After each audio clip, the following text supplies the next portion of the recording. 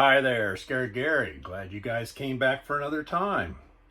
Well, we're on our way to Alaska. This is our first really travel day on the ALCAN.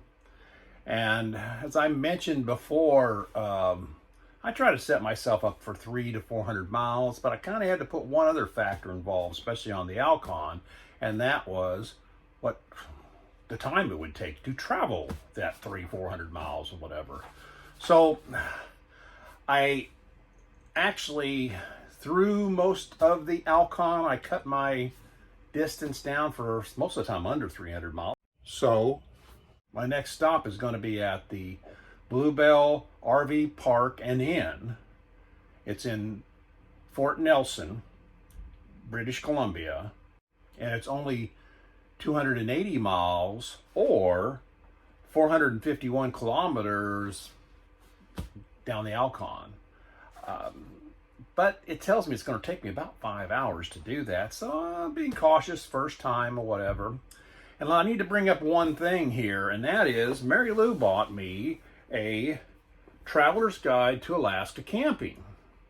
And what this has is it has all the campgrounds. It has like maps of the certain areas of the roads themselves, and then it tells you what situation with each campground.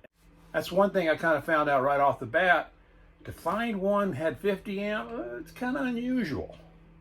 And if you can find one that's got 30 amps, there's not as many of those as there are that are virtually just 110 or just standard plug-in and water. And I want to talk to you about this 30 amp situation, because the main reason we need 50 amp more than any reason is to run both our air conditioners in our travel trailer. Our first travel trailer, it only had the one air conditioner, and I heard this said once, how much air conditioning do you need in Texas? And it says it's as much as you can get.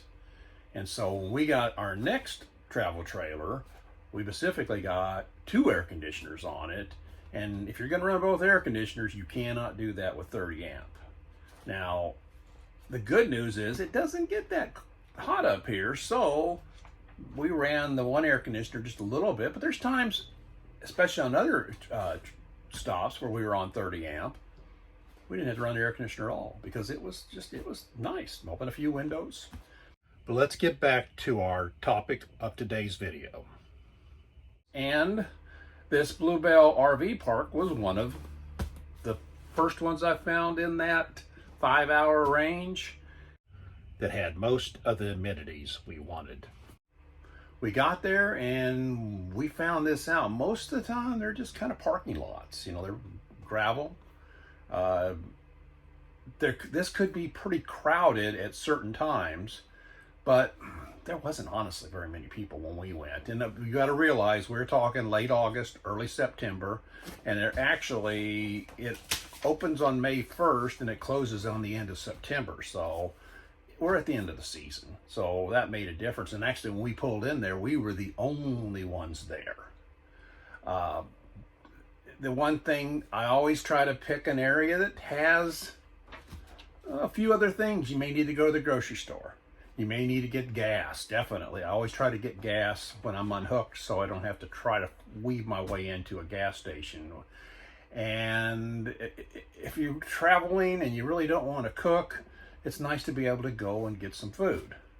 So the one other thing that this one had, it had streaming Wi-Fi, which I must say this, if you do get there, ask for something that's closest to the hotel, the inn, because this is kind of like behind the hotel region, and the Wi-Fi setup's on the hotel.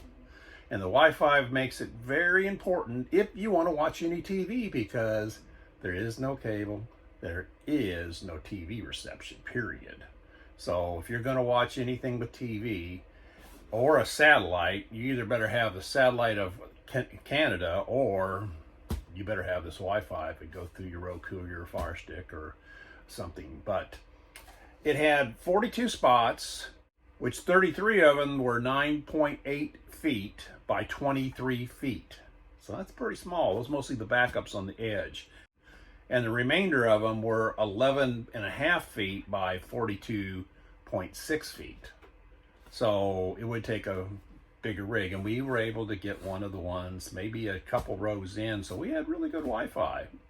Did have bathrooms, showers, had laundry service there. You know, the front, it had had fuel that you could get, both diesel and gasoline. Convenience store there. But Fort Nelson itself is a fairly decent little town. It's got a little over 3,300 people in it. There is, I think it was like 15 restaurants, which it had the fast food ones like A&W, Tim Hortons, of course, in Canada, and Domino's and Subway, and you know, it had something you get fast, or it had a few sit-down restaurants. You know, it had to have a grocery store. I think it was a Save On Foods that was there, and it had a lot of other gas stations too, besides the one that was at ours. We got there mid-afternoon and set up, kind of went through a few things. Another people came there, and they had a Class A. And one of the first things these guys with the Class A did was they washed their RV, which was kind of like, man, I'm not used to this. Most of the time, you can't wash. They specifically say no washing of RVs in the park or whatever, you know, which I'm going to hit on a lot of them in the future that basically state, well, they got an RV wash there. And the situation of sections of the road and situations with the rain that you get in the Pacific area, it's kind of nice to be able to wash your RV or your truck, because it gets kind of dirty there on the ALCAN. Well, I can say this, if I'm going to take this trip again, and I'm going to go through Fort Nelson, and it works out that I need to make a stop, I would stop again at the Bluebell RV Park. It was very adequate. We didn't have any problems. There was probably, by the next morning, there was maybe like 3 to 4 units in the whole campground. So you pretty well just have the campground to yourself. So, well, I hope this has been informative, and I sure hope to see you next time. If you like the video, make sure you give it a thumbs up. Turn on your post notifications. Put the comments down below. Subscribe and make me happy. Ah!